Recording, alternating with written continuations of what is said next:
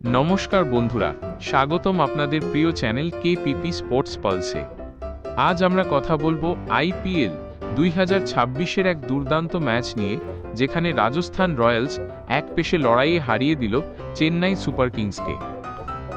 গুয়াহাটির মাঠে ধোনিহীন চেন্নাইকে একেবারেই চেনা গেল না। টস জিতে প্রথমে ব্যাট করতে নেমে শুরু থেকেই ধস নামে চেন্নাইয়ের ব্যাটিং লাইনআপে। মাত্র 19 রানে 3 উইকেট। ঋতুরাজ গায়কোয়াড়, সঞ্জু স্যামসন কেউই দায়িত্ব নিতে পারেননি। নান্দ্রে বার্গার এবং জোফ্রা আর্চারের দারুণ বোলিংয়ে চাপে পড়ে যায় চেন্নাই।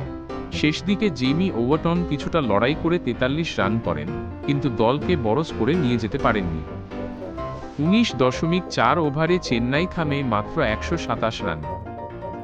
এরপর শুরু হয় রাজস্থানের ব্যাটিং শো। মাত্র 15 বছর বয়সী বৈভব সূর্যবংশী আজ যেন ঝড় তুললেন। 17 বলে 52 রান, 4টি 4 এবং 5টি ছক্কা, 305 স্ট্রাইক রেটে এক বিধ্বংসী ইনিংস। তাকে দারুণ সাপোর্ট দেন ইয়াশাস্বী জয়সওয়াল, যিনি 38 রানে অপরাজিত থাকেন এবং অধিনায়ক রিয়ান পরাগ দলকে জয়ের পথে নিয়ে যান। মাত্র 12.1 ওভারে 2 উইকেটে 128 রান করে 8 উইকেটে জয় তুলে নেয় রাজস্থান রয়্যালস। চেন্নাইয়ের পক্ষে একমাত্র লড়াই করেছেন অনশুল কম্বোজ, যিনি 2টি উইকেট নেন। এই জয়ের মাধ্যমে আইপিএল 2026-এ দুর্দান্ত শুরু করল রাজস্থান রয়্যালস, আর চেন্নাইকে ভাবতে হবে তাদের ব্যাটিং নিয়ে।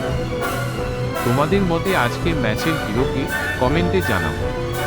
ভিডিওটি ভালো লাগলে লাইক, শেয়ার এবং সাবস্ক্রাইব করতে ভুলবে না কেপিপি স্পোর্টস পালসকে।